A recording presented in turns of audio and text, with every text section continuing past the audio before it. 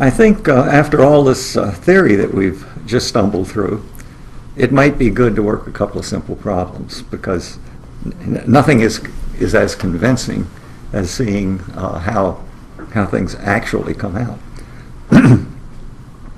The first problem I want to take a look at is on the slide, and I call it a simple problem, and it really is, because we're going to take a case where there's no work hardening. We're going to use the von Mises yield condition, and what's different is we're going to apply loads in sequence. So where up until now we've, at least in my imagination, we've been having a single load or some kind of loading that's what they call proportional loading. If one part doubles, so does the other. Well, now we're going to go to a little different thing. As the slide indicates, that we're going to put some loads on this little square sketch here, and the loads are going to be like this. We're going to have a tension, sigma, and along with that, of course, we'd expect to have some kind of extension. And then there's a shear stress being applied. And this first problem is one where we apply the stress, and then we apply the shear stress. We apply the normal stress, then the shear stress. And what we're going to take a very special case. So what we're going to do is we're going to increase sigma up to, but not exceeding, the yield point. So there is no plastic flow at the end of applying sigma. It's sitting there at the yield point. Now what we're going to do is not let the axial strain, whatever it turned out to be, it'd be the elastic strain, we're not going to let that change. And we're going to hold the strain fixed, which experimentally isn't easy, but you can do it. And then we're going to apply a shear stress. And when we do, then we're going to calculate what the plastic flow is. When we get done with that, then we're going to change the order that the loads are applied and see how that comes out. And the reason for working these two problems is they show a characteristic in plasticity that you don't see in elasticity, and that is that, well, they call it path dependent. It depends on how a stress state gets there, according to what kind of answer you get. Where, in elasticity, you just get the loads and away we go. So here's the way this one goes. You notice that we've got the rate of doing work. Now we're going to use that with an equation we cooked up when we were introducing the Levy-Mises equations. That is this parameter lambda, where the plastic strain rate is equal to lambda times the deviatoric stress. So we can get to lambda if we know the rate of doing work. And you notice here that I'm calculating the work, and I'm not calculating the plastic work. Now, if you remember, we struggled through this a little bit before, that if the Mises condition is being satisfied, then the distortional energy doesn't change, because that's what the Mises condition really is the distortional energy, elastic distortional energy, I should say. And therefore, with the condition of no plastic volume change, we don't have to worry about calculating the plastic work. We can just calculate the plain old work, which makes this problem simple. And one reason we're working this problem is we're trying to keep it simple. So the rate of doing work for this second loading, because the first is a purely elastic loading, it's only interesting because it sets a prior stress state to the shear. And on this this rate of doing work, it's just tau times the shear strain. And I'm sure no one remembers, but one of the things we had worked out is that this lambda, this parameter in the Lévi-Mises equations, is given by the shear modulus times the rate of doing work divided by the yield point in shear squared. So we know what the work rate is in terms of the load. We can put that into our equation for lambda, and we get a pretty simple little expression there, G times tau times gamma dot over the yield point in shear squared. So knowing lambda, then we can write down the Prandtl-Reuss equations, which, as you know, includes both elasticity and plasticity. And we get the equation where it says Prandtl-Reuss equation. And after fiddling with it past the little arrow there on the equation, we see that you can separate the variables, and you end up with something times gamma dot is equal to a tau dot over a function of tau.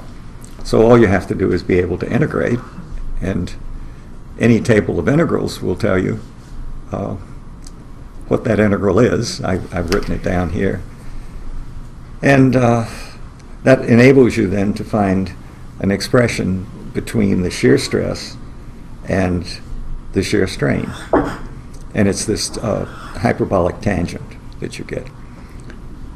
Then if you want to know sigma, you just go back to the yield criterion, the Mises yield criterion, and sure enough, you get this equation for sigma, which is square root of 3 over hyperbolic cosine of the same argument that the shear stress has. So you can take that and make a little plot. And here, some things went wrong, I believe, but my plot of dimensionless shear stress is almost invisible, while the tensile stress looks pretty good as a curve. And you can see what's happening here. The x-axis is the shear strain. So we started that at 0, and we increase it. And the tensile stress is indicated starting with the value it has after you make the extension. And as you shear, the load drops. Now that's a very unusual thing to a person who's only done elasticity all their lives, because as I shear, I'm losing my tensile stress, although the tensile strain is being held constant. So that's kind of a, well, I guess to some people it's exciting. It is to me, but maybe not to everyone. Anyway, so we get a curve like this, and it shows that the tensile stress is pretty much gone by the time you get to this dimensionless shear strain of about 3. So that's one result. Now what we want to do is take that and compare it to the problem done the other way around, and that is to apply the shear stress first up to the yield point in shear, and then while holding the shear strain, which is an elastic shear strain, holding it constant. So we've done that, and now we're holding that constant and we're extending. And very similar sort of procedure is presented in that slide, and you can see what's going on. And we end up then with an expression for sigma, and we use the yield condition to determine the normal stress. And in the next slide, we see the results of both solutions. And you can see what's happened there. It's sort of interesting. They've kind of traded places, these two equations. The sigma in one is like the tau in the other, and the other way around on the tau and the sigma between the two. The point of all this is that you get big differences according to the sequence of loading that you put on. And that's why they call it path dependent. And that's really about all I can say about it. I mean, you can do other things and maybe make more elegant proofs, but this is good enough for me. Pretty much pragmatic about that. Anyhow, what's coming next is what everybody has dreaded, and that is we're going to get into the nitty-gritty on Prager and Hodge. So I've got a few slides here, and the thing to remember if you ever are looking back at this stuff is that this is giving you all the notation that Prager and Hodge use, and that's in some cases different from what Hill was using. So from now for a pretty long time we're going to be using this notation. And I can point out a couple of things here. One is that, well, starting at the reduced stresses, it's just a matter of taking the mean stress off of the normal stresses. The shear stresses are not altered when you go from the regular stresses to the deviatoric stresses. But what's kind of important is that in your strain-displacement relations, if you're a person who's used Timoshenko's elasticity, you will recognize those strain equations. That is, that the x strain, epsilon x, is the b partial of the x displacement with respect to x. So epsilon x is partial of u with respect to x. Similar things with y, z. The shear strain has got a cross derivative in there. It's partial of u with respect to y plus the partial of v with respect to x. And that can be interpreted physically, and in most strength of materials books, is interpreted as the change in angle of the element. That is, as a result of shearing, the two perpendicular faces have a rotation. Now, that's different from Hill, and that's different from what they use in continuum mechanics and a lot of different places. And the difference is that in order to have a true tensor, what does that mean? If you go back to the time when we said we're going to calculate that characteristic equation with the determinants in it and all that stuff, what we were trying to do there is get expressions for the invariance. If you recall the way that started, I said if you change coordinates to x prime from x, you can write a little matrix equation. X prime is equal to c times x, where c is a 3 by 3 matrix, and it's an orthogonal matrix, so its inverses, its transpose, and all that sort of stuff. Well, then I had the switch where I said, now, if I have a tensor, stress, and stress is a tensor from beginning to end. You never have to worry about that. If I have a tensor like the stress, it has to transform with coordinates the way we wrote before. So it's got a c transpose times the stress times c to convert it to a new coordinate system. if you try to pull that on this strain displacement business, what you'll find is that what's written here won't work. These are not the tensor components. You have to put a 1/2 in front of each of the shear strains in order to recover the transformation that you should have for a tensor. So Hill, being very much a mathematician, just thinks that's what or thought that's what shear strain should be. And when you get into the engineering books, you find that this is a more common definition for shear strain. So it's good to keep that in mind, because it can sneak up on you in various analyses. If you're reading somebody's paper, if they're throwing around a lot of tensors and tensor transformations, the chances are they have a 1/2 on these shear strains.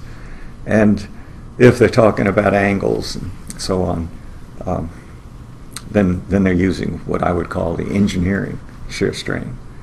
And surprisingly enough, Prager has gone to the engineering version.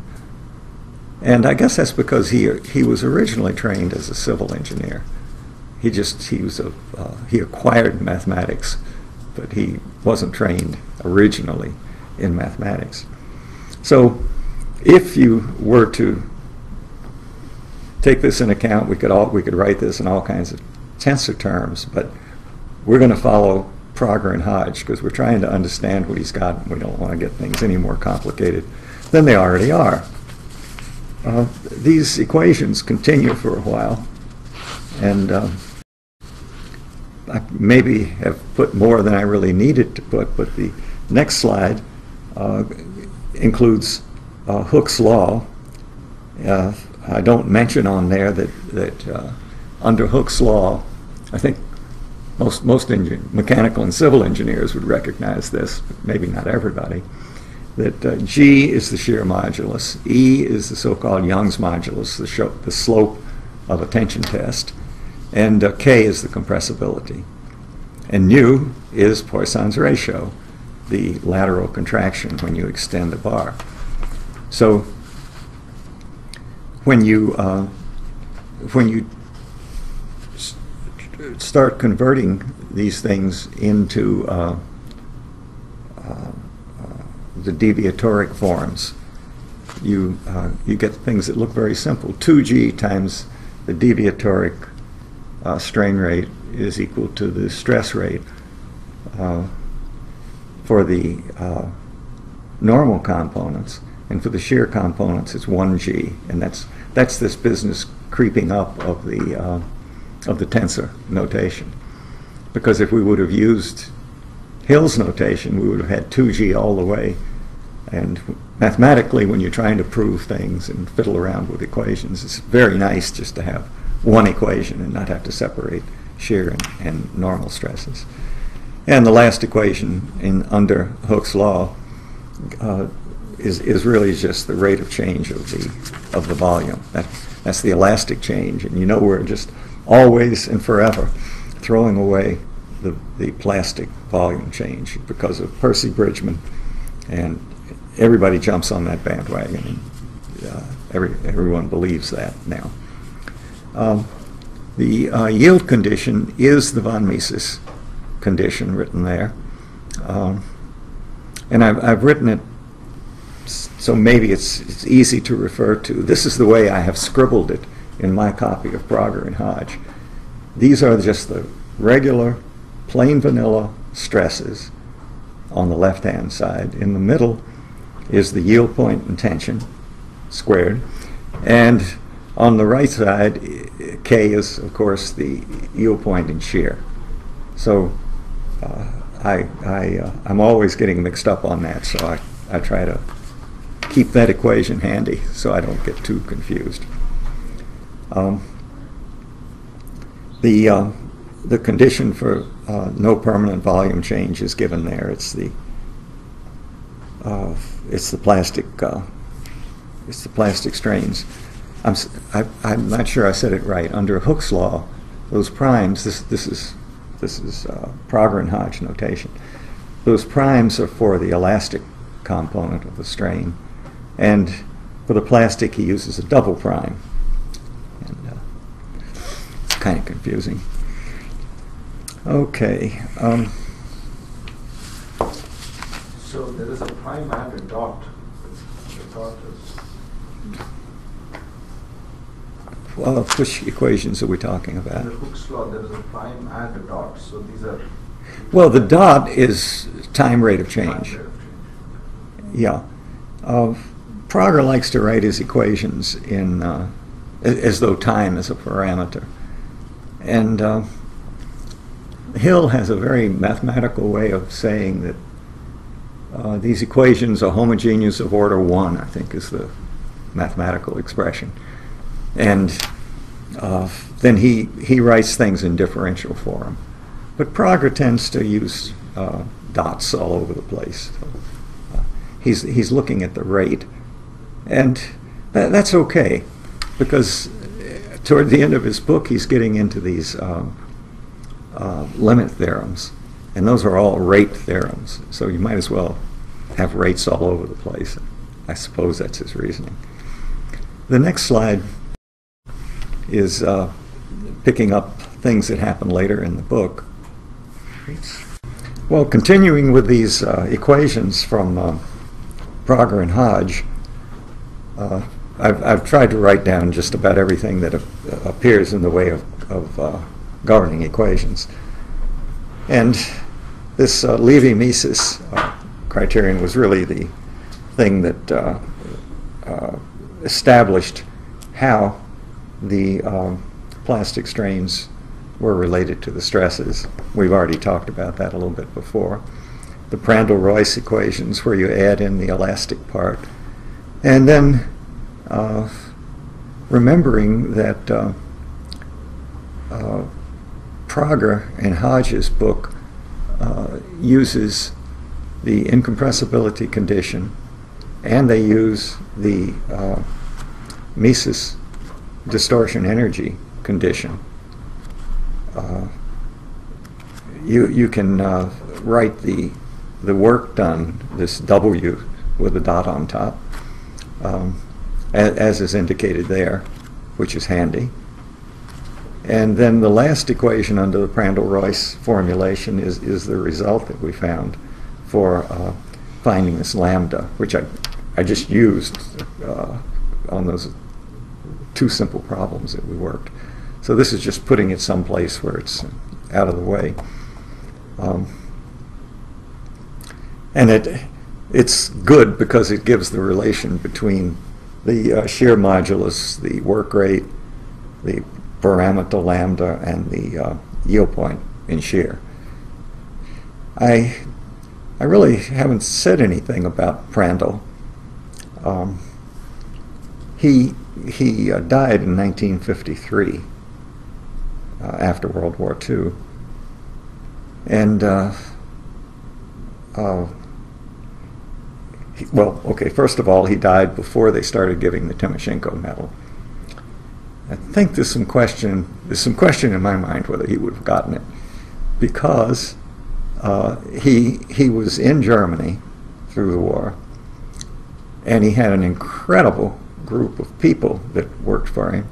He had 85 doctoral students in his career, and I've written some down. I mean, you can see on the can't see on the normal slides, but I've written down here. Let's see. Accurate, who was a very famous aerodynamicist. Blasius, the Blasius solution in heat transfer. Nicarousse, the fundamental measurements on the pressure drop in flow. Tolmien, I don't know his particular accomplishments, but I was told by a guy that was very familiar with this gang that Tolmien, Schlichting, and Ostwatisch were Prandtl's 3 favorite students. And so Tolmien must have done something good. Polhausen, He was in some heat transfer stuff. Schlichting, of course, in his famous book on boundary layer theory. Tietjens, he wrote a book with Prandtl and Tietjens. And then, most of all, von Karman. I mean, how good can it get? So, the career that he had is that he wrote a brilliant doctorate thesis. And it was so brilliant that they just automatically set up an institute for him. I mean, just almost entirely on his doctoral thesis. And they set that up in Göttingen. And that's where he spent his whole career, in Göttingen. He survived through World War II because he was a very instrumental part in their military developments. You know, they were making things like these rockets and so on that annoyed a lot of people in other places in the world. So he was very dedicated to at least the Nazi Party. But from all anyone's ever told me, he was only interested in his work. I mean, he wasn't interested in some of the social issues that they had. And that his routine was with his students. He had a whole pile of students. That's about all they had at this institute. Every day, every working day, he would start out and he would go from room to room and he would talk to each student, maybe 5 minutes, 10 minutes, talk about what they were doing, try to help them. And, you know, I mean, he was doing something right to have, first of all, to have 85 people put up with you as a thesis advisor. That's an accomplishment. And then to have these really brilliant people coming through and having fantastic careers. The only thing I know about Prandtl is secondhand, and I got that from J.P. Den Hartog, the vibrations fellow that was at MIT. He's dead now, but he told me that after the war, he was involved with the Navy, and they sent him to look at the site at Göttingen and to see what intelligence they could get. Unfortunately, when the Allied troops moved in to Göttingen, they found Prandtl's wind tunnel, which was probably the best wind tunnel in the world. And the Army filled it with dynamite and blew it up. And Prandtl disappeared for 2 weeks. He was apparently absolutely, totally crushed. And not long after that, Den Hartog came to try to interrogate him. And he said Prandtl wouldn't even talk to him. So I can understand why. I mean, you can understand these things. And anyway, he probably wouldn't have gotten the Timoshenko medal because everybody was so mad at him about the war. But great man, no question about that. And he did so many things. And he was the one that put together these Prandtl-Reuss equations, just as an example. In this Mises formulation, which we're going to be looking at quite a bit, the real difference between it and the Prandtl-Reuss is that the elastic strains are neglected. And that's appropriate for a lot of plasticity problems, particularly forming, where you're drawing wire. You're starting with a wire that big diameter and you're going down to this and you pull it through a die. Then it's a huge plastic deformation. And if you're going to try to solve that problem, why should you get bogged down with worrying about the elastic part? So it's, we're going to do some problems using this. We're going to give it a And this is the formulation that's in Prager and Hodge for that. Now there's on the next page, there's a special case, and this is the thing I think that causes many people to give up on plasticity. It's a little bit of an abstract notion to get rolling in this, but we're going to go over it, but I am not going to get bogged down in derivations unless somebody makes me. The derivations are in the notes. They're presented even better in Prager and Hodge. So if anybody really wants to know all the details, they're there.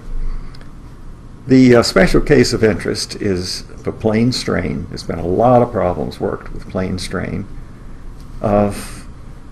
You'll see why the body forces get thrown out. And of course with plane strain, we're taking it in the XY plane is where the deformation is. So the W, the Z displacement, is 0. And the stresses and strains are independent of Z. So this gets rid of a lot of stuff. So we've gotten rid of the elastic stuff, and we've restricted the problem quite a bit. When you do that, it boils down to some very manageable sort of equations, and we will be dealing with them not immediately but later. So these are here for reference, and it's what happens to the Mises equations when you make these assumptions. And so they're handy for you. And I felt so bad about copying stuff out of Prager and Hodge that my conscience made me put the name of that book down, although I've done it before. Now, I want to go and work, or at least derive solutions for a couple of problems. And I think maybe many people that are seeing this are familiar with the torsion problem, in elasticity at least. And I want to do this. I don't want to spend a lot of time on it because I think most people are a little bit familiar with this. But this goes back to something that I remember Den Hartog saying in his elasticity and vibrations lectures. He would work problems, and particularly in vibrations, he would try to demonstrate. He jumped up and down, and he was very excitable about this stuff. And his expression was that you don't know this stuff until you feel it in your bones. And if you feel it in your bones, then you can work the problems. And to me, some people may say that's intuition. But my intuition comes, in elasticity, for example, from Timoshenko's books. I look at the solution. He's almost always got a nice curve there. I look at the curve, and I shouldn't rush through that. I'll sit down and say, okay, well, why does this thing go up when that one goes down? And to me, that's where you get your intuition. Because then, if a similar problem comes along, you can say, gee whiz, I can almost guess the answer to this problem. And you can do that in elasticity. You can do it in vibrations if you get enough experience. So I think that this torsion problem for plasticity is this way. You can look at a lot of problems, and depending on what you want to get, you may just be able to write down a rough approximation in 10 minutes, and that's it.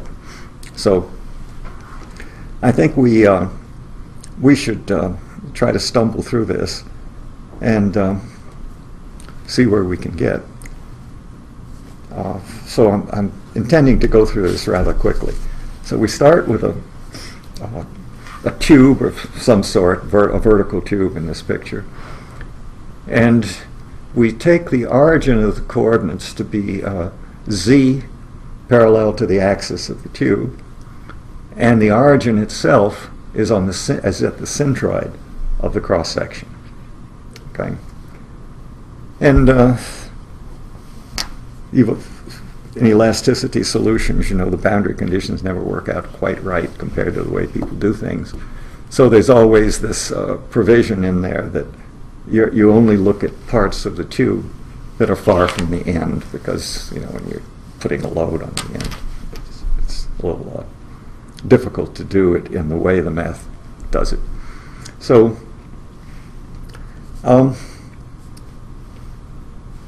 there's this torque that's applied, and you get stresses on the XY faces. You know, take some cross section. You get stresses on that face, but there's none on the boundary of the tube, and the cross section is really arbitrary. I have one restriction in here, and that is that the cross section has a single boundary. That is, it's simply connected. It's easy to do it not simply connected, but you don't gain it. You don't get anything more in your bones by doing that. So the way it goes is just totally simple. We say we assume some displacements, and there the ux, uy, and w are given in terms of the coordinates x, y, z, and theta. Theta is the angle of twist. Okay, and you can see ux is proportional to theta. Whoops. Okay. Ux is proportional to theta, and uy is also proportional to theta. And Prager did something in kind of a strange way that I'd never seen, so I just copied it for laughs. But the w, the z displacement on a cross-section, is given as a function of x and y in the cross-section, and with a colon and theta, meaning that the solution depends on theta, but not explicitly. So that's kind of a new notation to me, but you can see what he really means. So you take those displacements and you calculate the strains using the strain displacement equations, and you get the ones that are shown there. And so you're finding all the normal strains are zero with that assumed set of displacements, and also the gamma xy is zero. Okay, so that epsilon x and y, z, and gamma xy are zero. We've abbreviated the gamma zx and the gamma yx with gamma x and gamma y. I did that because Prager and Hodge did it, and I've got the same equations that he's got throughout this. And you do the same thing on the shear stress. We haven't really figured out what the shear stress is, but we can change notation without any harm. So that's done. Now, if you look at those strains, you look at the second and third equations there, both of them have a w with a derivative. That comma x is partial derivative with respect to x. With y, it's a partial derivative with respect to y.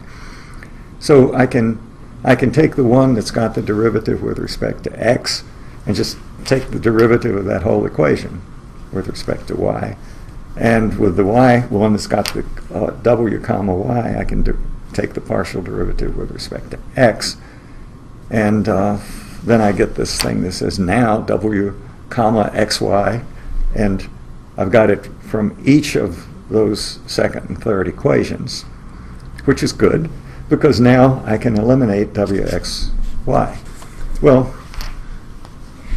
when we eliminate the w comma xy, then we're left with a relatively simple-minded looking equation.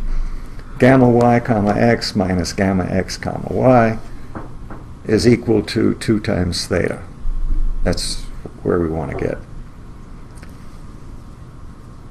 And you should notice that up to now there's been no discussion about whether it's elastic or plastic this solution, this is good as gold no matter what the material is. I mean, we've restricted the displacements, and within that restriction, everything else is just the way it is. Okay. If you go look at the next slide, the equilibrium equations are boiled down to one equation, and that's the one at the top of the page. And it also, of course, is independent of whether it's elastic or plastic. So what is done is a stress function is put in there, and it's a way to satisfy the equilibrium equation automatically with one function instead of two. And if you remember anything from elasticity, something like the Airy stress function, where you're able to boil down things very quickly with the Airy stress function. In that case, it's a second derivative that's used, but here it's the first derivative, so this is even simple. The person that came up with this is Saint-Venant. Everybody, I think, believes that the thing about Saint-Venant is he showed no matter how you put the load on somewhere, it was just the resolution of the forces that counted far away. It wasn't the details of how the shape of the loading went. Just the net load is all that counts. But he did a number of other things. And he's the one that came up with his stress function, his so-called torsion stress function, or potential. He's got a longer name than I thought he had. I looked him up, and he's Jean-Claude Barré, I guess is the way to pronounce it, D. Saint-Venant. So it's quite a long name. And he did this in 1855, so there was no way he was going to get the Timoshenko medal, which didn't start till 58. So he's nevertheless a famous guy. Okay, so we now have... But why is the stress function called Airy stress function? I mean, the stress function is called the Airy stress function, isn't it? That's the one that's used in two-dimensional elasticity. Oh, okay. That's the one where it always seems backwards. Sigma xx is psi, or whatever you call it, the function. Sigma xx, I think, is twice differentiated with respect to y. Then y is the other way around, and then sxy might even have a minus in it, that it's the function comma x and y. But that's the Airy stress function. And I don't think this is, to my knowledge, this hasn't been called the Airy stress function. We ought to call it the Saint-Venant stress function. That's the only fair thing to do for this poor guy, because since he couldn't get a Timoshenko medal. Okay, so I'm collecting a couple of equations here to get rolling on this torsion thing. The next pair of equations is relating the boundary loads to the stresses. And some people call these the boundary tractions. You see all kinds of words used. It's just, it's the force per unit area on the surface. And since your surface isn't necessarily oriented with x, y, or z, you have to put in some cosines and sines. And that's all this is. Every time I look at this equation, though, I think something's wrong. But it isn't. And every time you see something like these equations for x and y, you see cosine, sine, in this case plus cosine plus sine. Always then you see on the second equation also a cosine and a sine, and one of them has a minus sign. So, you know, if you do analytical work and you look at this, you say, I think something's wrong, but it's not. It's just, it's the way everything is defined, and if you draw a little picture and do a little equilibrium on an element on the surface, this is the way it should be.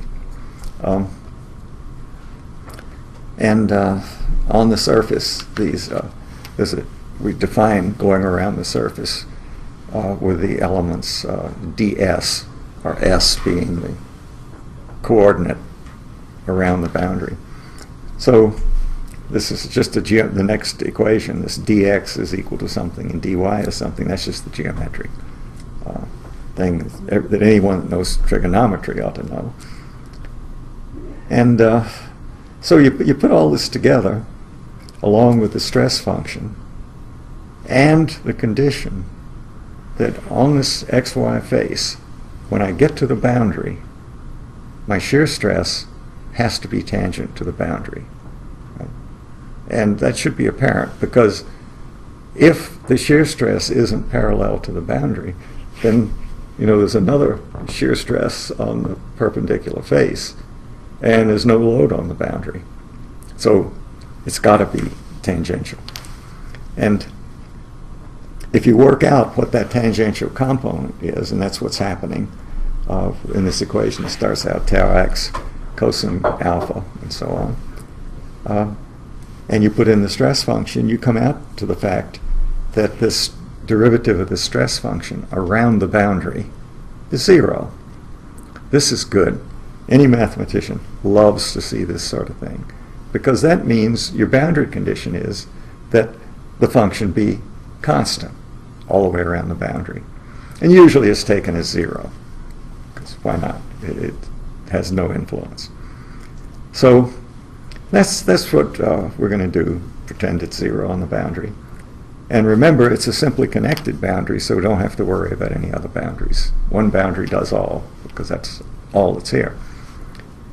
And you've seen this before in the elastic case. You can calculate the x net force on the face, the xy face, the y, and you can calculate the torque. And what you find, according to the clever way that Saint-Venant's done everything, that the x force on the face is 0, the y force on the face is 0. It's supposed to be, because all we're doing is twisting. All we ought to find is a torque. And we do. And after you struggle a little bit and do some fooling around that everybody knows about with integrals, you come to the conclusion that the torque is 2 times the integral over the area of this stress function times the differential area, which is 2 times the volume under the surface. Okay, that is good. That's very good to know, because in the elastic case, it leads to this I think they call soap film analogy. It's a film analogy. And that's very nice, because almost everyone has played with soap bubbles. And you have a feeling, you see, that's inside you. You can imagine a soap bubble, what it would do, what it would look like. And if you can imagine what a soap bubble is going to do, you can imagine what an elastic stress state is going to do in torsion. So that's good. But now we finally have come to the point where we've got to put in the elastic conditions. When we put Hooke's law into there, we get the equation that's at the bottom of the currents, the slide that I'm on right now. This equation would practically make a mathematician's mouthwater, because this is the Poisson equation. And if you put a 0 on the right side of that equation, it's the Laplace equation. I don't think there's an equation in the world that's been studied more intensely than the Laplace equation. And right behind it is the Poisson equation. So show this to a mathematician and the problem is solved, because they know everything anybody could ever want to know about a solution to the Poisson equation. And that's the same equation you get if you take a film, soap film, and put a pressure on one side.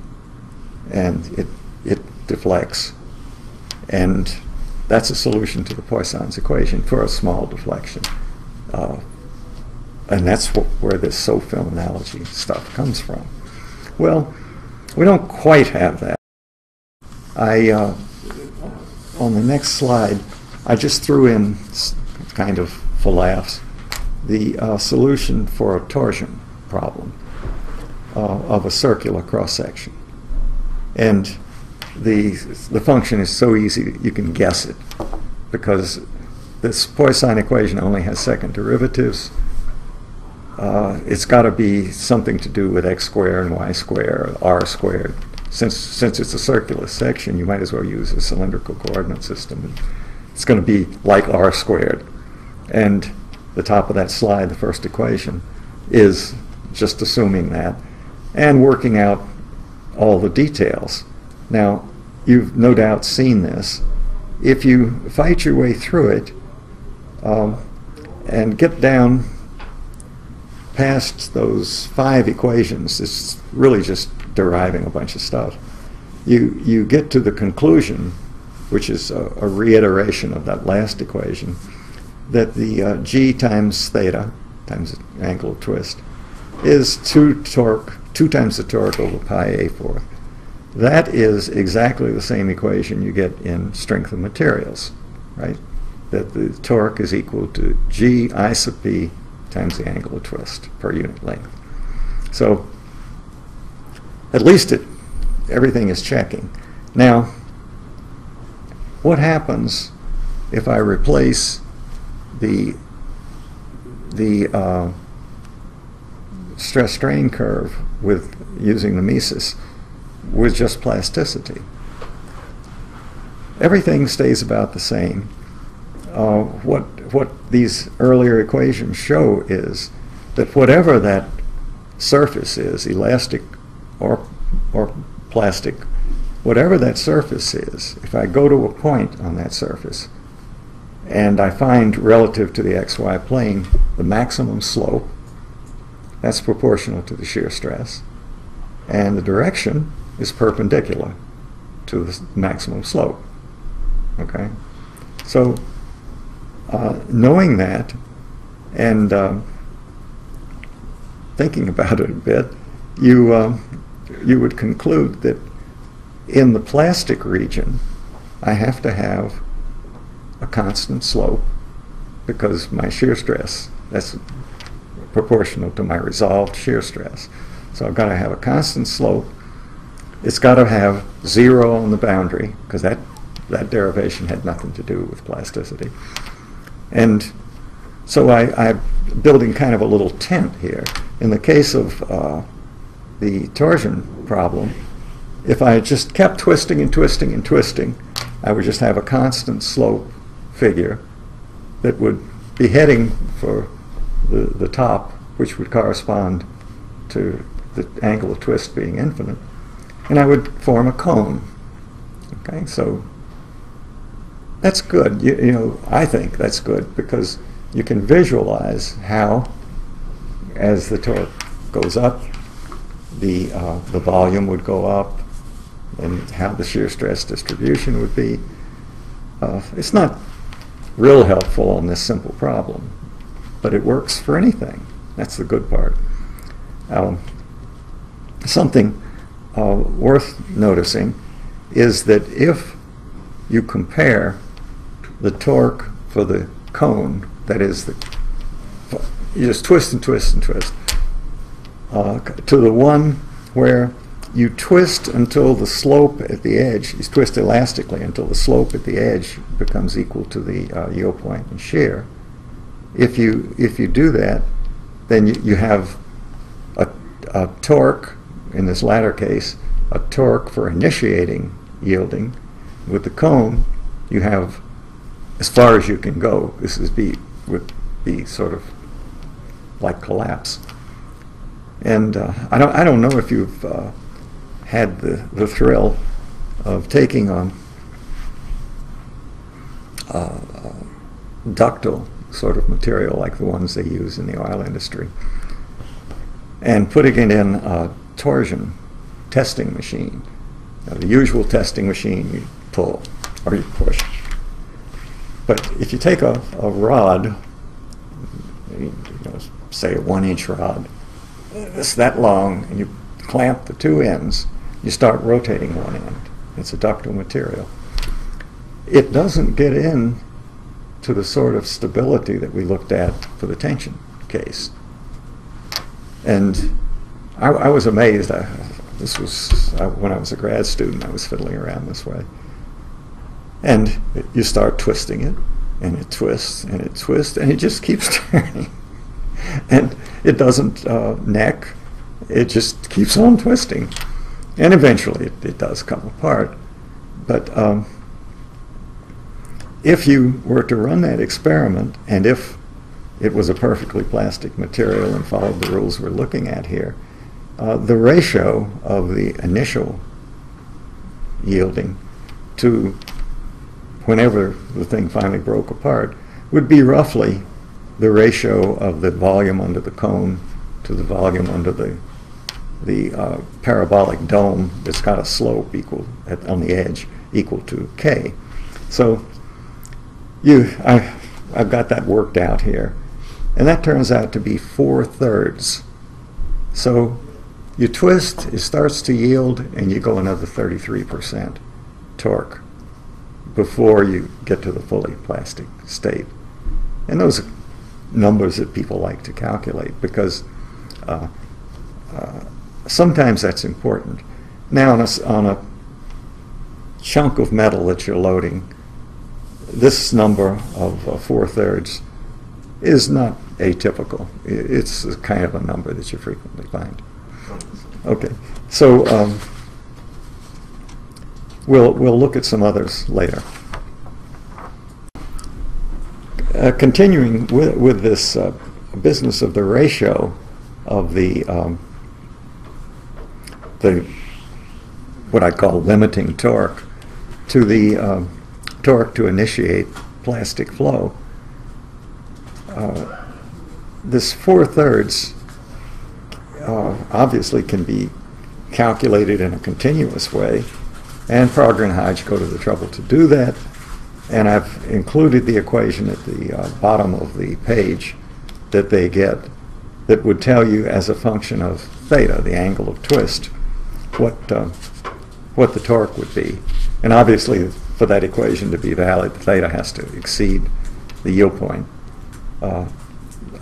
twist, and that's what's given next to that equation.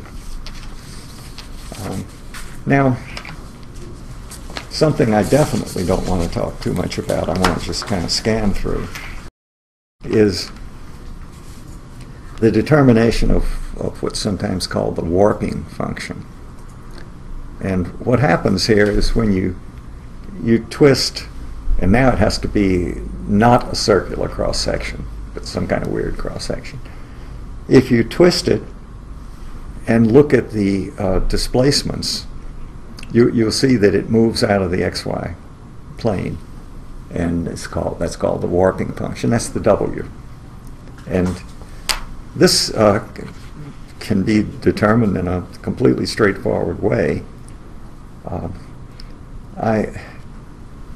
I think the best way to scan through this is to say that, as I've got on the slide there, that in the elastic region it is quite obvious that the gamma x over gamma y has got to equal tau x over tau y. That's just the elastic equations.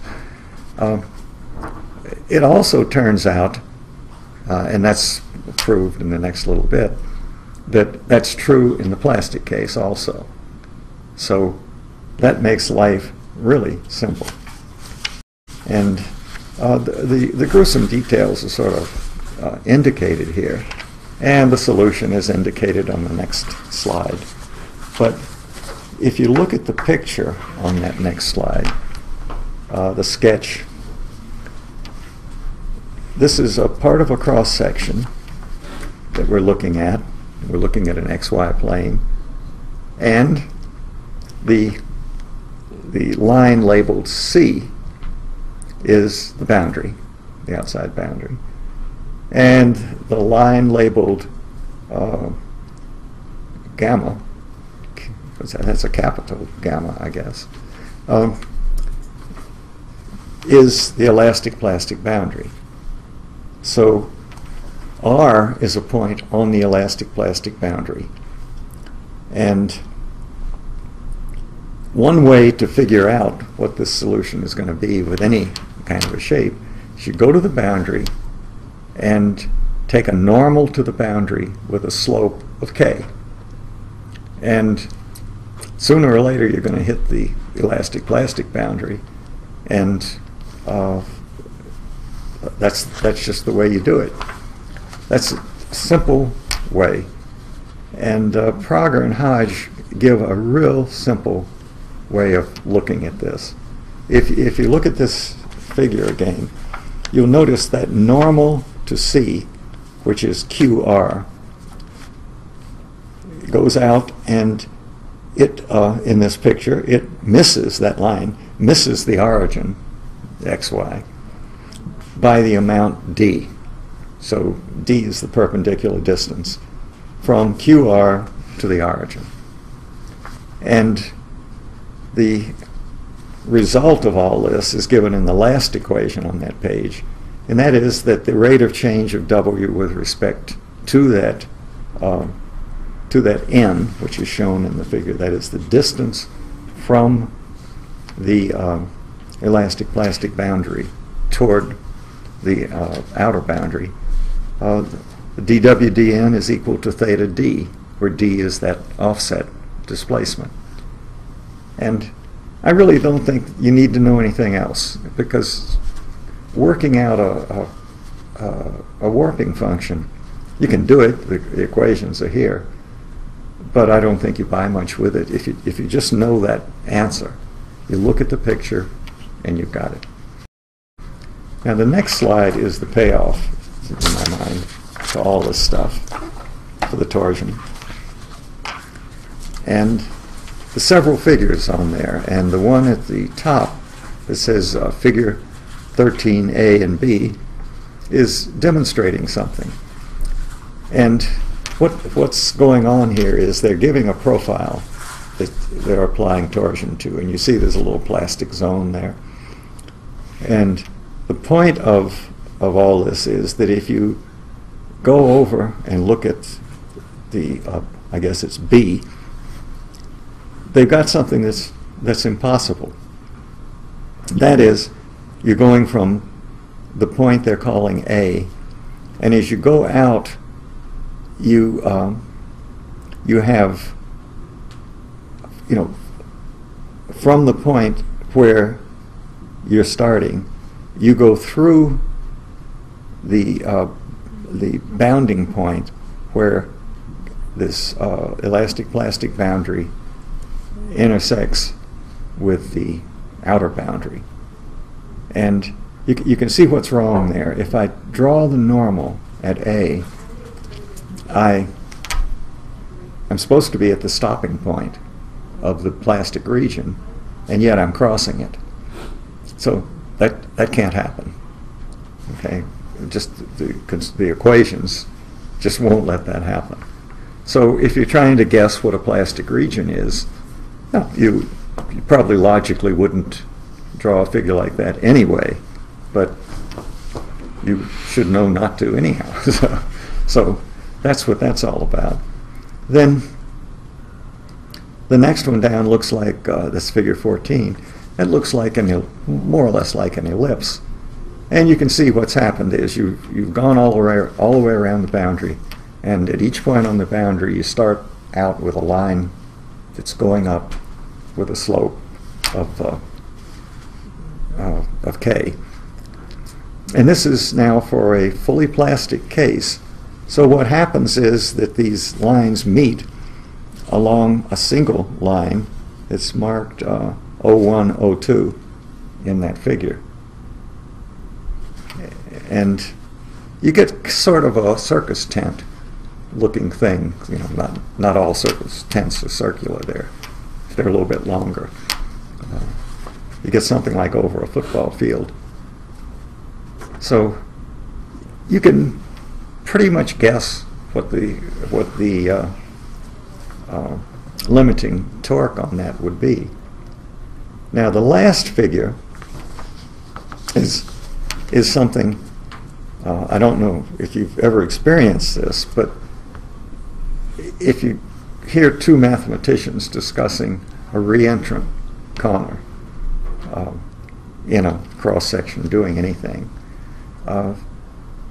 there's sort of two kinds of mathematicians. One is kind of doesn't worry too much about it, and the other, the more mathematical one, will have a fit if you just try to start with a re-entrant corner and find a solution. I say, no, you have to look at this as the limit of a continuously turning tangent on the surface. I mean, you can't do that. You have to do this and then take the limiting case as the radius of curvature where these two come together goes to 0.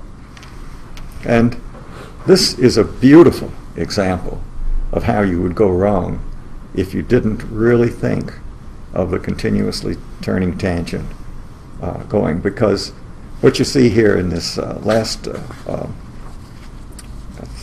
three little figures is that you've got a cross-section, this sort of a stubby L-shaped cross-section, and you can draw the sketch as it's shown here. And in a way, figure 15 satisfies the kind of conditions that we've been talking about. But if you really got down to look at it, you'd find that there's some problems at where the re-entrant corner cuts across to the lower left. And the way you should work this problem is like in figure, the second figure there, where you round off those corners and then you start drawing your figure, or imagining your figure, whatever you're doing.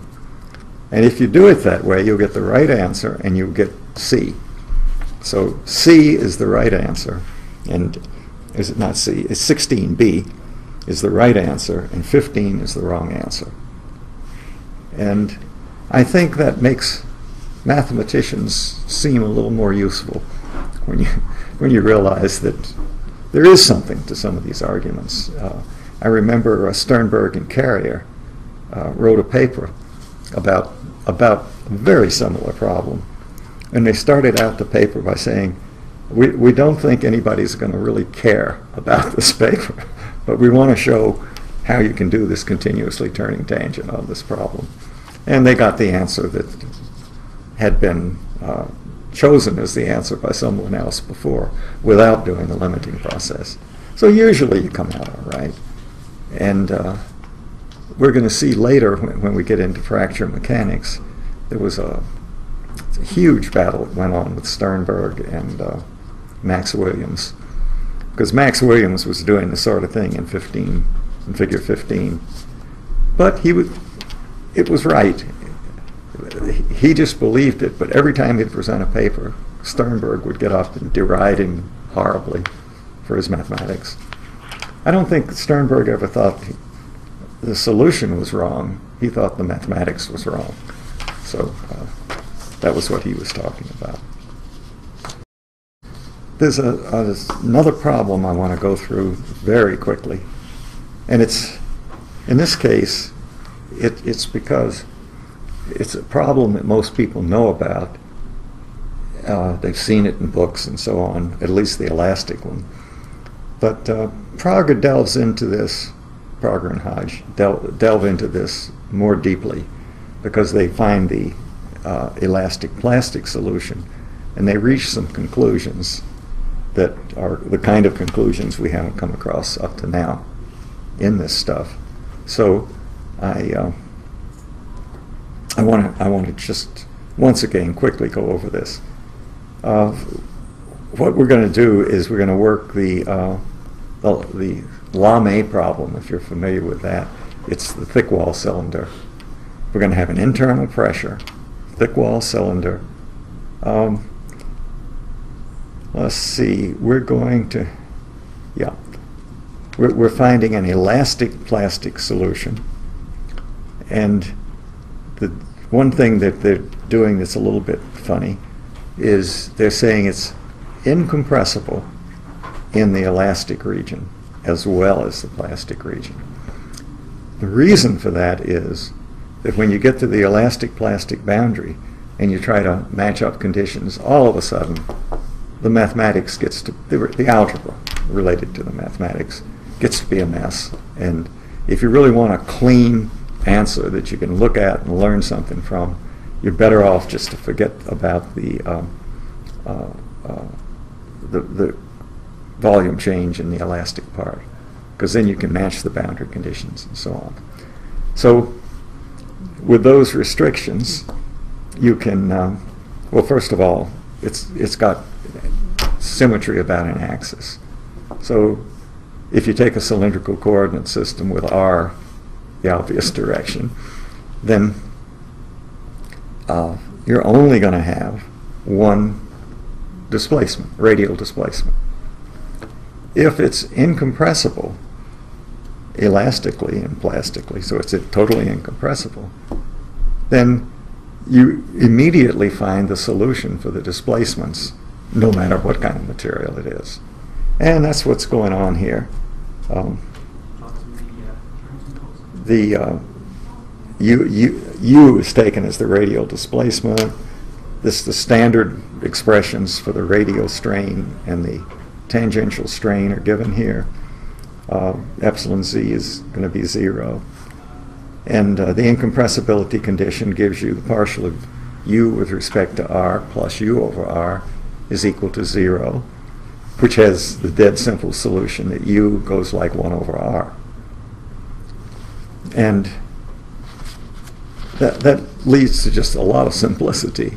So you can really concentrate on what the forces are doing and not get all tied up with what the strains are doing. So there's equations there for the stresses in the elastic region. And just going on this sort of fast,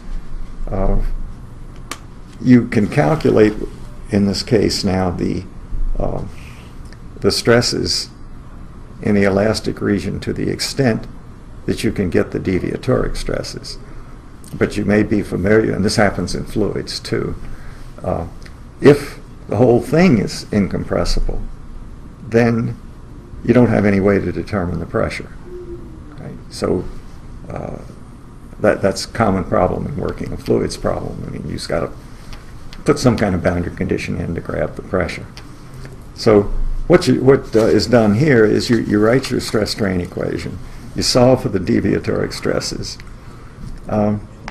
you then construct the regular stresses by adding a mean stress. You don't know what it is, but you add a mean stress. Then if you put those expressions into the equilibrium equations, you conclude that that this mean stress has to be constant. Okay? And okay, then what I've done next is I've written down the Mises yield condition, and these are the only two stresses really that are around, and the Mises condition is written in terms of the deviatoric stresses anyhow, so there it is. And setting that equal to k squared for the Mises condition, you can relate this parameter d, which was the amplitude on the solution for u, and k and g, and then you realize from the expression that you get relating the second equation on this slide that we've got, you recognize from there that if you are going to have an elastic plastic boundary, it's going to be such that that equation is satisfied, and for any radius smaller than the radius you've chosen, you will exceed K, so that means you're in the plastic region. And so you can define on an elastic plastic boundary, we do it here with the symbol rho. And so you determined D from the by just saying there is an elastic plastic boundary. That takes care of D. And then the outer boundary condition, which should still be in the elastic region, you put the radial stress out there to 0, and that solves for this mean stress. So now you got the whole works going for you, and the elastic solution falls out, and I think we all know the elastic solution because the oil industry practically lives from the elastic solution. And then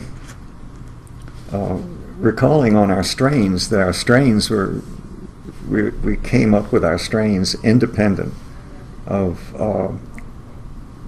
what the stress-strain law was. They stay in the same ratio in the plastic region. And if you're sitting at some point in the elastic region, some value of R, and the elastic plastic boundary comes by, the continuity guarantees that ratio not change abruptly.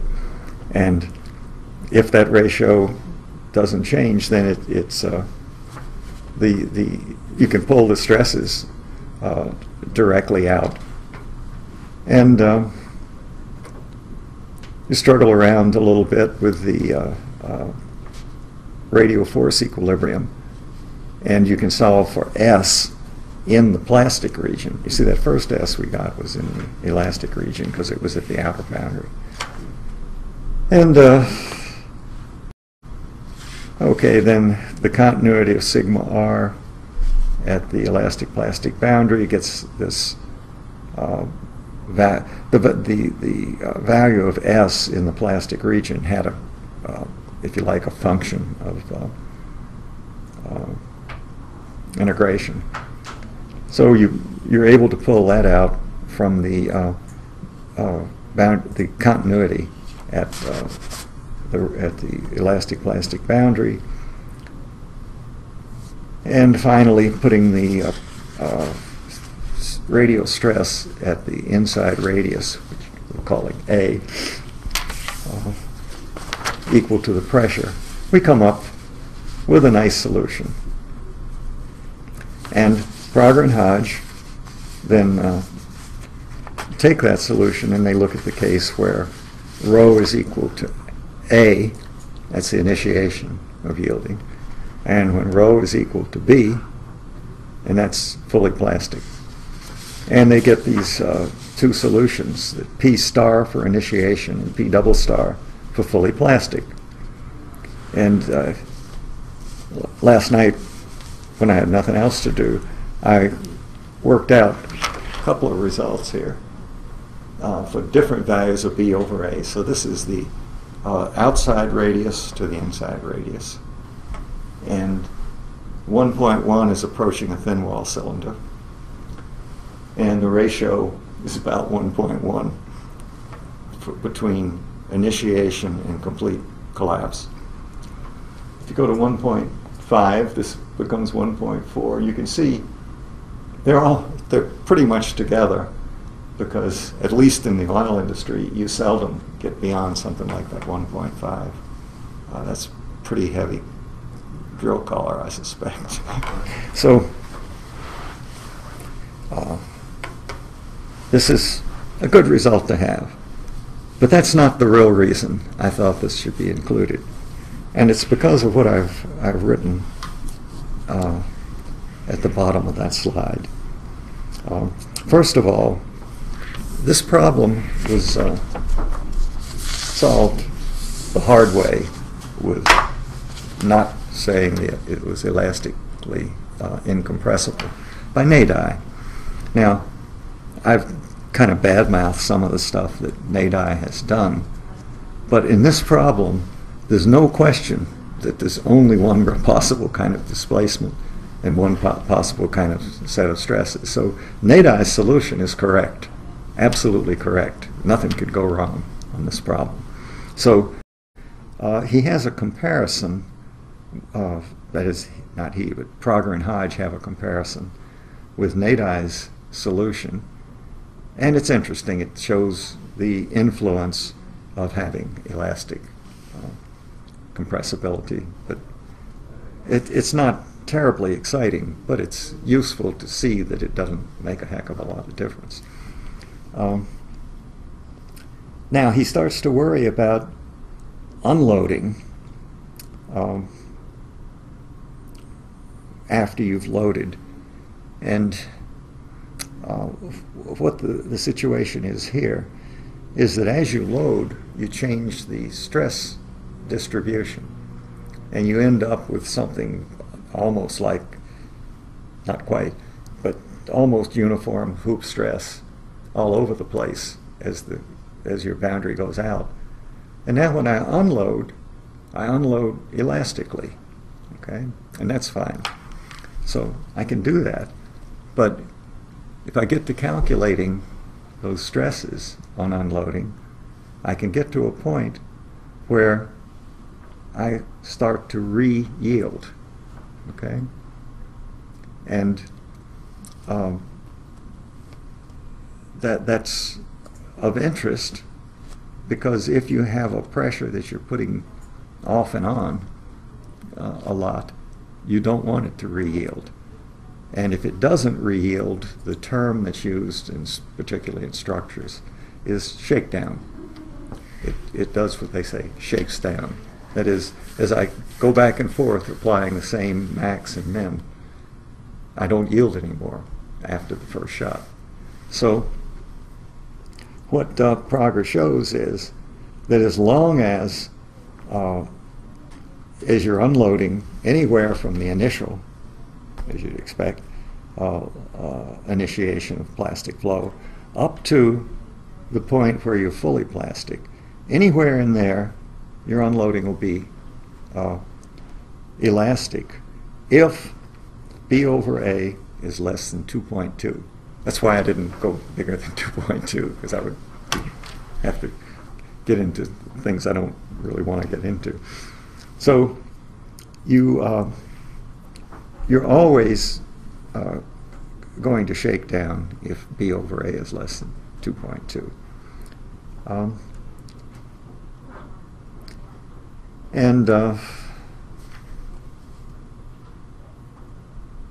That's really what I've called step 3 here, is setting the limits for the shakedown.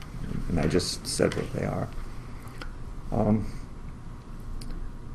The fourth point is one that we've made already in the tension test, and that is that when you get to the unrestricted plastic flow, if you continue this plastic solution beyond that, the pressure goes down.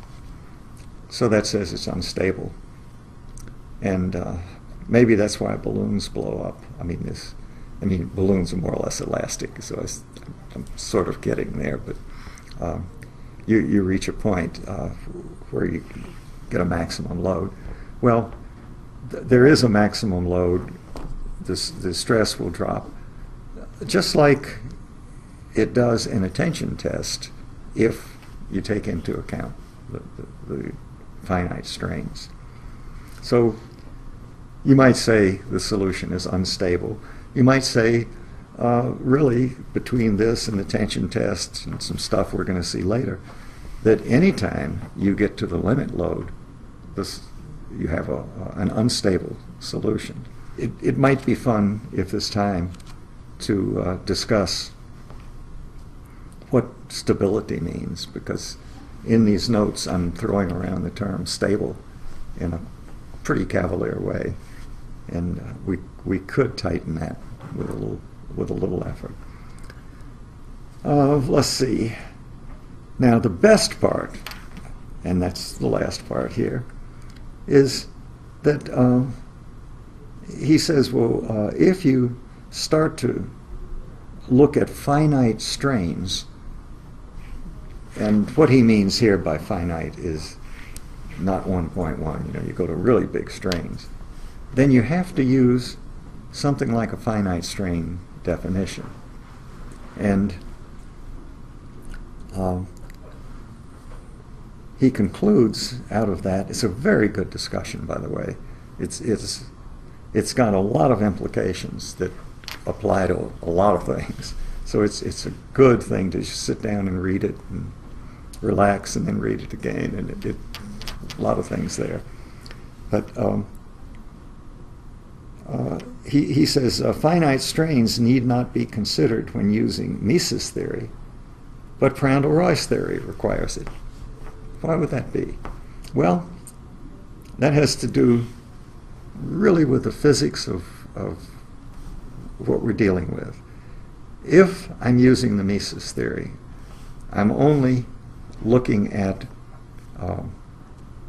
the strain rates, really. And for strain rate, you should always, in any materials problem, if you're looking at the rate of strain, it should be the instantaneous time rate of change of strain, which is in continuum mechanics called the deformation rate. And it looks just like the strain, the plain regular strain equations with dots over the displacements to make them velocities. If you think about it, that's what they do in fluid mechanics. The strain, they don't usually write it this way, but their strain rates are deformation rates. And if they weren't, there'd be all kinds of confusion. But you've never heard about, I think you've never heard, of finite strain in a fluid mechanics, a real fluids problem. Now, you get entangled with this if you go into viscoelastic materials, and you really get tangled in a web, and it's confusing at best, and it's a nightmare at worst. So that's really the point here, though, is if you use the Prandtl-Reuss, you've got to use the strains, and that gets you entangled with this stuff. But fluids don't even know, a viscous fluid doesn't even know what the strain rate is. You know, it forgets it immediately. In fact, some people would call a material like that a material with no memory. And then in the more esoteric side of continuum mechanics, they start having materials with memory, and it can get infinitely complicated. So I think he's got a very good discussion there about those solutions in comparing them, and that's why I thought this was appropriate. And so when you don't have anything else to do, you can look at that solution and see what Prager has to say. Okay,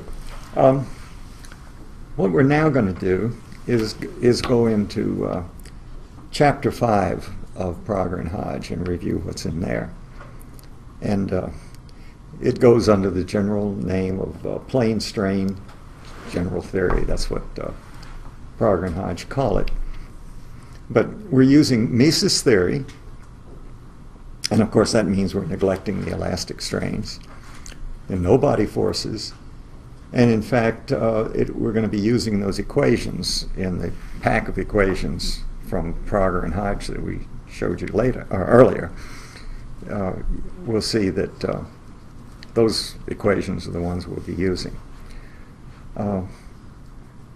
With the conditions about W equals 0, that is the Z displacement being 0 while X and Y aren't, then the U, the X displacement, is a function of X and Y, V is a function of X and Y.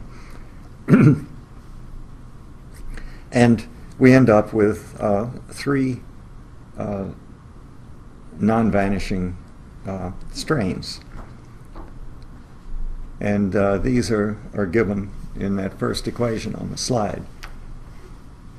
The only Mises theory equations left after you put these conditions that we've imposed on are the ones shown.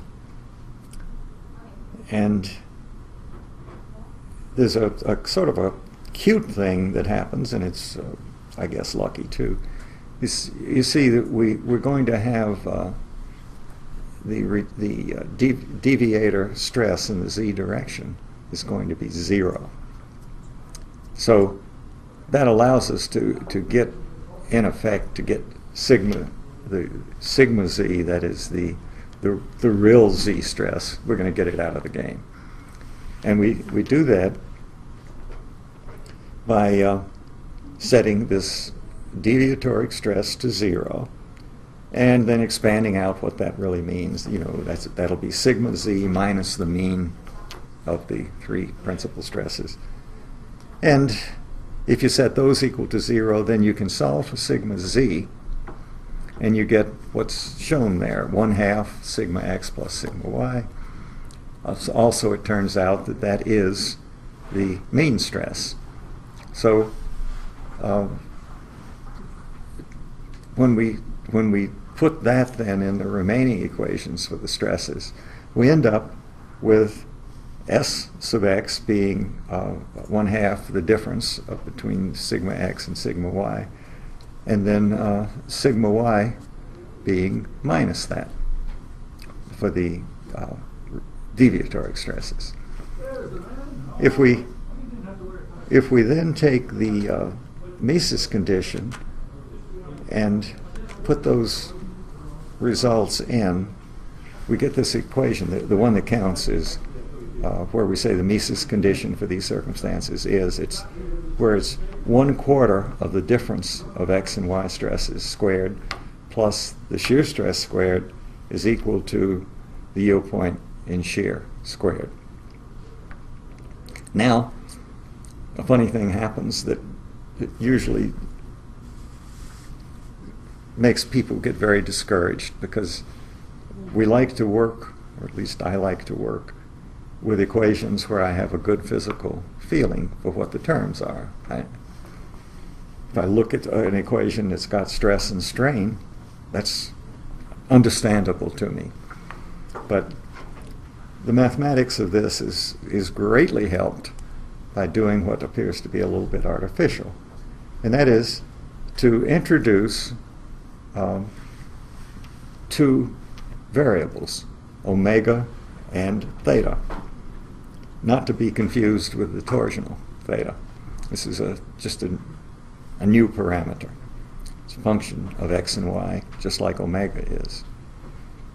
And these definitions then are used to really just to solve the problems.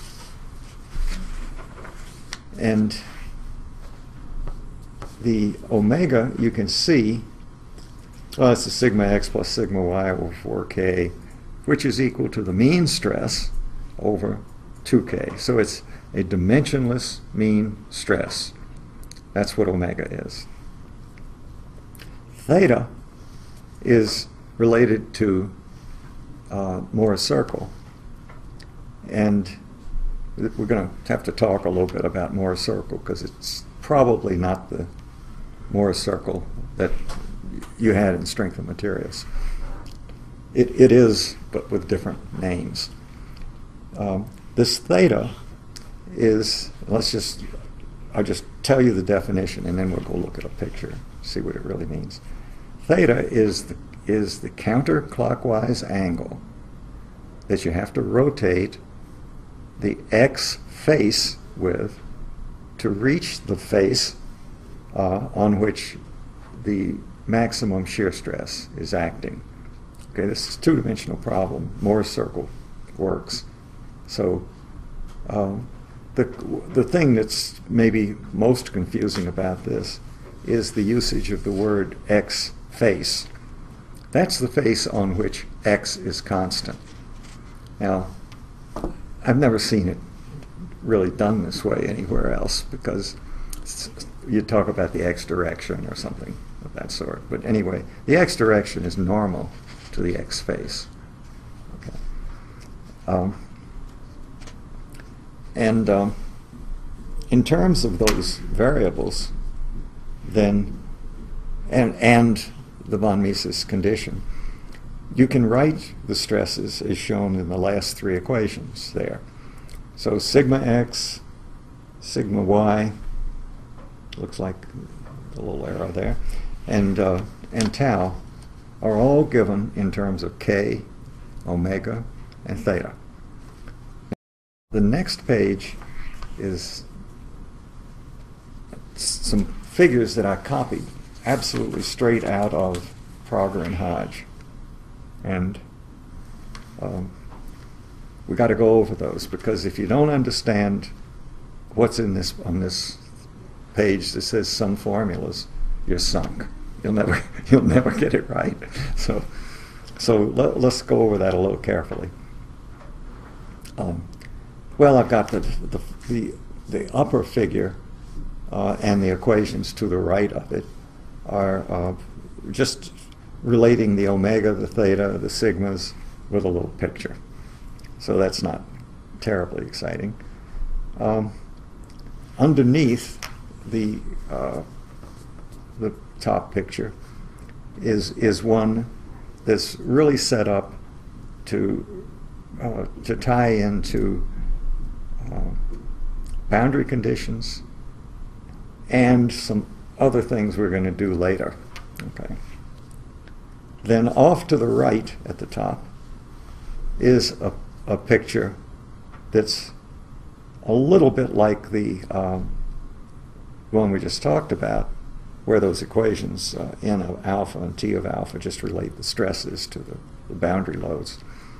This is looking a little more closely at the boundary and including what's called the interior component of the normal stress. Okay, because we're going to have trouble with that. Not real trouble, but we're going to have to take it into account, have to pay some attention to it. All right. Let's go. I'm trying to avoid the Mohr circle on the lower left, because that's where it's most confusing. That picture on the right showing the the interior normal stress is related in a way to the Mohr circle, and I've got kind of a preliminary Mohr circle drawn on the lower right side. And here's the kind of thing that we have to worry about. I've got a Mohr circle, and you know how that goes. On your x-axis, you plot the normal stress. On the y-axis, you plot the shear stress. And happily, all the possible states of stress for a particular stress state are included on this circle, whose center is on the x-axis and whose radius is the maximum shear stress. Well, what this picture is trying to show is that if I specify what's indicated there as n and t, that's the normal and tangential stress, on the boundary, that doesn't necessarily tell me what's going on that interior normal, because there are two more circles. You see, I've specified t and n.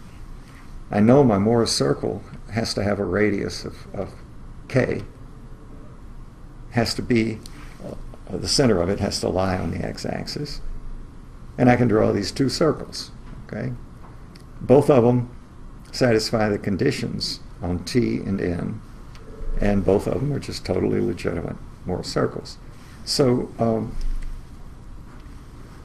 what we come across here is, if I'm working a plasticity problem, I'm trying to put on a boundary condition, and I know that I'm putting a boundary condition on a region of plastic flow, I don't automatically get away with that just by specifying the normal and the tangential. I got two choices. Okay. Now this is where having these things in your bones is particularly useful, because most of the time when you're working a problem, you can tell which of those circles you ought to choose. Worst case, you choose the wrong one, you're going to get something that you're not going to like. you're going to not be able to satisfy some other boundary condition, or you're just going to have a plain crazy answer. So it's nothing to make you lose sleep over, but most of the time you can look at it, and if you know strength of materials and elasticity and pump your brain a little bit, you can come up with the appropriate choice for which circle you ought to be using. But it's there, and I think graphically you can see that it really is there. And that's, you know, something that comes up in problems, and it will come up in some of the problems we're going to look at. So that's a Mohr circle. Now the lower left two pictures is where you really have to understand these things. And the way Prager and Hodge have drawn this is okay once you finally figure out what's going on. But it's a little bit unusual, I think, for most people. So if I go to my Mohr circle, you may recall that if I take any face, I can figure out what the normal stress and the shear stress is, and that is a point on my Mohr circle. Well, if you take your x-axis and look at that top picture now, there's a capital X below the x-axis there. That is the stress on the x face. Okay.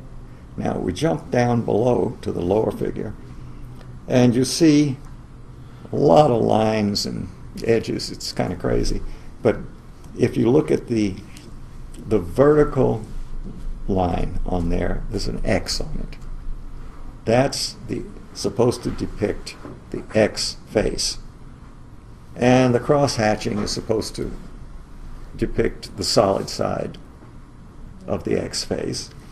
And the little stresses there, the sigmas and the taus, are the stresses that go with the point X on the Mohr circle. Okay.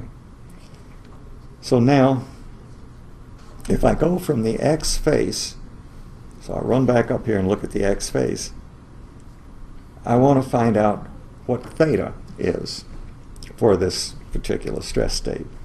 So I've got to rotate that X face from where it is on the Mohr circle right now up to the point I, which is the top of the Mohr circle. That's the maximum shear stress. Okay? And you notice on this sketch that the angle shown is 2 theta, which is right because you multiply your angles by 2 from the physical plane to the Mohr circle. Right? So that's probably about all you've got to know, but as we get more deeply involved in problems, we're going to be working the problems, looking at how theta and consequently omega vary. And you've got to be able to somehow in your brain keep this picture straight. You can always go back and look at this and get it straight. That's why this is here. It's what I need, because I always have to go back and look at this stuff. It never makes sense to me the first time through.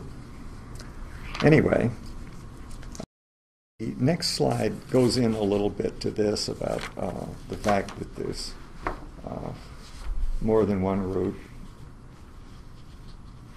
And with these definitions for omega and theta, which are part of the stress game, if I put those into the equilibrium equations, so I've written out what the stresses are already in terms of omega and theta. So all I do is plug those into the equations of equilibrium, and I get this set of equations that say the stresses are substituted in the force equilibrium equations. The result is. So I've got these two equations, and these are my two equilibrium equations. I've got to satisfy those. Now, we're going to do something that probably people that have had strength of materials probably never have gotten involved in. But from a more rigorous mathematical point of view, anytime you're going to get a bunch of equations, you've got to find out what the character of these equations is, because not all equations are treated the same in finding a solution. So what you need to do here to make this judgment is you need to have the equations, it's actually two equations below those equilibrium equations, and they're just geometric equations. And they're saying that if I take some direction, it's a line S, and I'm going to look at what's going on along S. If I take omega comma S, that is derivative of omega going along the line, then I can write that as omega comma X times X comma S. And I can do the same thing, you know, and add omega comma Y times Y comma S. That's just plain old differential stuff. Do the same thing with theta, and I've got two more equations. So now I've got four equations, and I've got omega X, omega comma X, omega comma Y, theta comma X, theta comma Y. Four variables, four equations. Must be something I can do about that. So you write these equations down where it says the last four equations can be written as, and I've got these four equations, and I need to look at these. Now, I've written these things as X comma S and Y comma S. One thing to recognize is if I wanted the slope of the line in the physical plane, then all I need to do is take Y comma S divided by X comma S. That's just plain old differential stuff also. So you just have to remember that that's the way you get the slope. Now, if I look at these, what I should do, if I'm a mathematician, is try to decide what kind of equations I've got. There's elliptic equations, there's hyperbolic equations, there's parabolic equations. What am I confronted with here? And one way you do this is you look for lines in the plane that satisfy some conditions we're going to talk about. And if the slopes of those lines are real, then the equations are hyperbolic. And if the slopes of the lines aren't real, then it's elliptic. And parabolic is something else, and I don't quite remember what it is right now. It's in between. So here's the thing. So how would I find these lines? Well, the way it's generally treated is you say, well, let's see under what conditions the determinant of my coefficient matrix would vanish. So that's a good start. So I check the determinant, and I do that on the top of the next slide. So I'm just expanding out that determinant, and I get what's indicated, and I set it equal to 0. And so I can find roots of that equation, that is, ratios of Y comma S to X comma S. And I'm showing what those roots are. And then these funny equations, cosine 2 theta says plus or minus 1 over sine of 2 theta. Well, the plus or minus is because I'm getting two roots, right? It's a quadratic equation. Now, those are real because theta's a real number, and I don't see any imaginary stuff there. So my equations are hyperbolic. The elasticity equations, on the other hand, are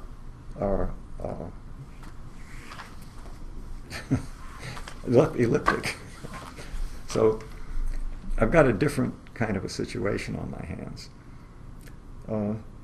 It's not all that unusual to have elliptic equations or have hyperbolic equations.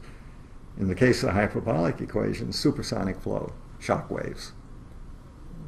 Those are the lines we just found, or would have just found if we'd been using the flow equations for a liquid or a gas. Also, in elasticity, there are some hyperbolic equations floating around. Stress waves, same thing. So there's nothing to get overly excited about. So just arbitrarily,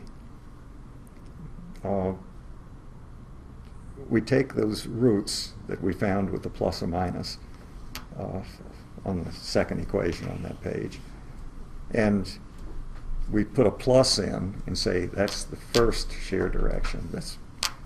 And we put the minus in, that's the second shear direction. So that's all right. Now, one thing that's important about these things is that they're orthogonal. Now, when you look at these two slopes with the cosines and the sines of 2 theta and all that, they don't look to be orthogonal, because if those lines are orthogonal, the slope of the one should be minus 1 over the slope of the other. That's really true here. You just have to do a little trigonometry. It'll be a good test to see if you remember your trigonometry, because it's about 2 steps. You can do it. So they are perpendicular. So now we have a bunch of lines that are mutually perpendicular. We have an orthogonal net of lines. That's what our solutions are going to look like. And now we need to find out a little more about it, because just knowing these lines isn't going to be something that gives us the kind of stuff we need to find. So this is where a little bit of linear algebra comes in. I've kind of done a short step here, but if I have an equation or a set of equations like the ones we started with, where we had a 4 by 4 times 4 by 1 equal to that 4 by 1, which is omega comma s, theta comma s, 0, 0. If the determinant vanishes, generally, you think the game is up. Well, this is where linear algebra steps in and saves you. The fact is that if I replace one of the columns in my 4 by 4 by my right-hand side, I can only have a solution with the determinant equal to 0 if that matrix has a determinant that's 0. That is the augmented matrix where I've stuck in the extra column. And you probably ought to fiddle around with it more than I did, but where I wrote it down here, I did 2 things. If you go back to the original 4 by 4, I took the right-hand column, the 4 by 1 on the right side, and I stuck it into the 4th column in my original matrix. And where I had y comma s before, I've put in the solution, and I put it in this equation for the first shear line. Okay, so that's the one with the plus sign. That determinant has to be 0. It turns out, if you could check them all, you can replace the 4th row, 3rd row, 2nd row, 1st row with the right-hand column. The condition boils down to the one that's given here, and that is that this determinant simply has to vanish or we don't have a solution. It's all over. So when you expand that out, you get what's shown here.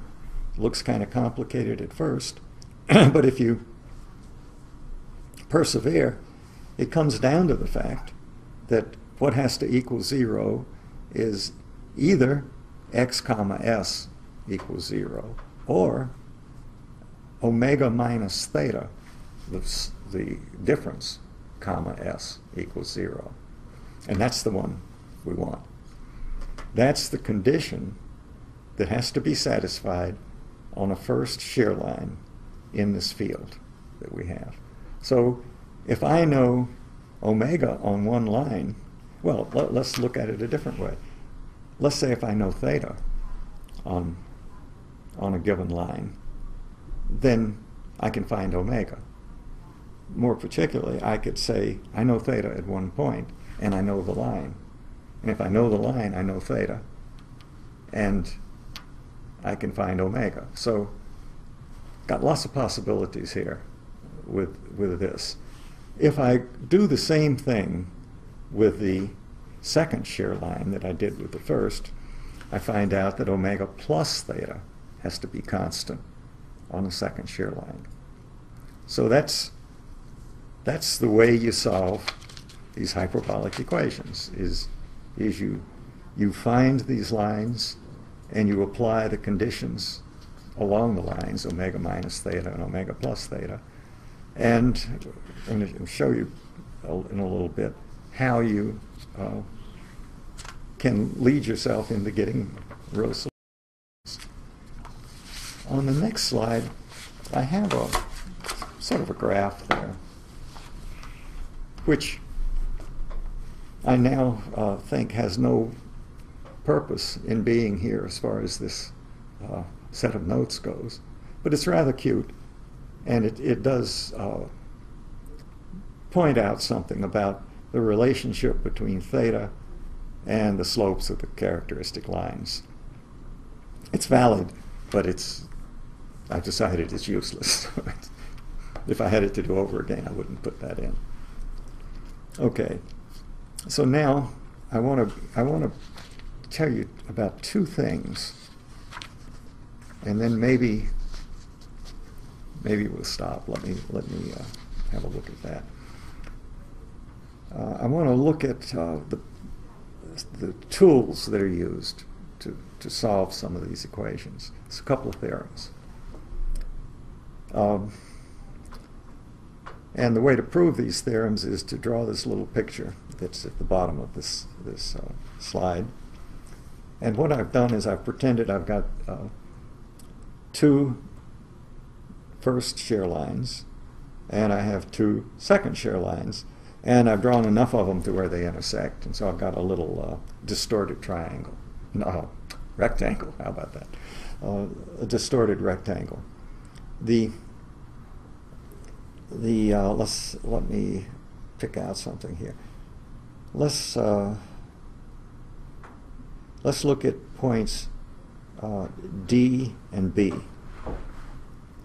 Those are intersection points, and the first shear line is a CD, and also a first shear line is AB, and I can extend those with the normal at the points B and D, and I get an intersection, and that intersection makes an angle beta BD, and the CD and the AB are first shear lines.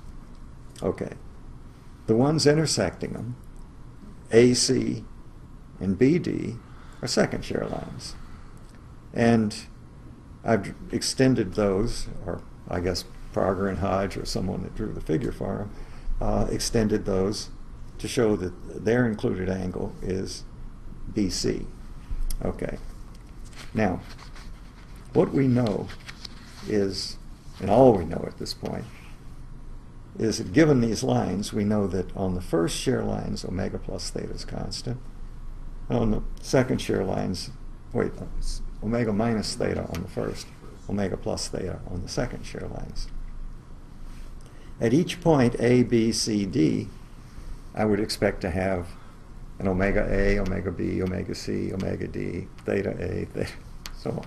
So I write down those conditions, and that's on the beginning of the next slide. And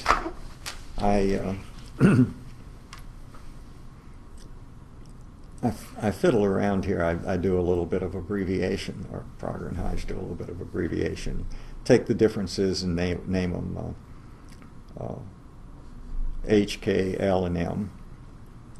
And I can solve these equations for the thetas in terms of those four differences. And in the long run, I can look at those and get the results. And I conclude that beta AC is that one on the lower part of the figure. And beta BD are equal. And what that's saying is that the angle that the tangents make for A and C is the same as the angles at B and D. That's called Henky's theorem. Same Hencky that is involved in the Hencky-von Mises and so on. Hencky was the guy that, if you recall, interpreted the von Mises condition as distortional energy. That was more or less his contribution. So, so there's a statement of Henky's theorem, and I've just taken it straight out of Prager and Hodge, but it's customary to talk in terms of families of shear lines. So first shear lines is a family, second shear lines is a family, and it's a term that just gets thrown around loosely. Henky's theorem, I'll read to you, is the angle formed by the tangents of two fixed shear lines of one family at their points of intersection with a shear line of the second family does not depend on the choice of intersecting shear lines of the second family. Well, that's kind of a hard way to say that beta AC equals beta BD, but that's a precise way to say it. If that's so, this angle's got to be constant. If I just track along two adjacent first shear lines, they eventually better intersect because that angle's staying the same. So they're on a collision course. Okay. Where they meet is interesting, and that's what the figure below Henky's theorem is showing. So if I had two first shear lines, let's say, and we have these points A, B, C along the shear line and so on, and A prime, B prime, C prime, and so on along the second shear line, then as I go along, I can at each point draw these tangents out and go until they intersect. And for a figure like that, there's a term that used to be very common in engineering back in the days when mechanical engineers studied gears. But it's been a long time since that's been taught, at least in the US, in any courses. It was in a course called kinematics, which somehow disappeared from the curriculum. And what that line bounding the intersections of the shear lines is called is an involute. And a lot of gears are made with involute profiles, and so unfortunate students in kinematics used to have to draw these things. But they would be familiar with them. So this is like you took a string and you have these shear lines and you tie the string at point A and you take it out to point P, and you can figure out where point P is because you get that intersection with the adjacent shear line. Then I've got my string stretched from A to P. Now what I do is I keep it stretched and I use the shear line as a boundary, and I close in, bring it in closer and closer, and of course my point of intersection changes. but I will track the line that's shown here. That is the involute. And it depends on the shape of the shear line, obviously. And what that is really all about is it's a line that you can't construct anything across. And in shear line theory, this is called a limiting line. And they occur in certain problems. The other thing worth noticing is that if you look at this as a radius of curvature type problem, at the point T where these two lines come together, the curvature of the other shear line becomes infinite. Okay, now this is a different theorem done by who else but Prandtl, because he had this incredible ability to do things. And what it says is, as we proceed along a fixed shear line of one family, the centers of curvature of the shear lines of the other family form an involute of the fixed shear line. But all that's saying is what we just talked about.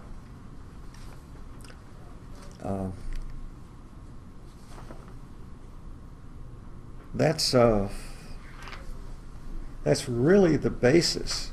Those two theorems are the basis of all the solution schemes that are discussed in Prager and Hodge. And if you can understand that, all the rest of it kind of falls into place. We're going to go over the various types of problems that you can solve this way. Prior to that is how to address boundary conditions. And we've really already taken care of that, because we showed that picture with the Mohr circle. And we get a plus or minus when we go to find the internal normal stress. And that leads to a plus or minus on the theta. So if I specify n and t, and I go to find omega and theta, it makes a difference which of those circles I choose. And that's shown in these, the fourth and fifth equations on this slide. And we have the two roots for theta. And this is where either your intuition or your experience or whatever it is leads you to make a choice. And if you make the wrong choice, you just waste a little time. You can come back and change it and get the right answer. So there's a point where you have to make a guess, and we're going to come across some problems where we make that choice. And in those problems, in every case, it's opposite.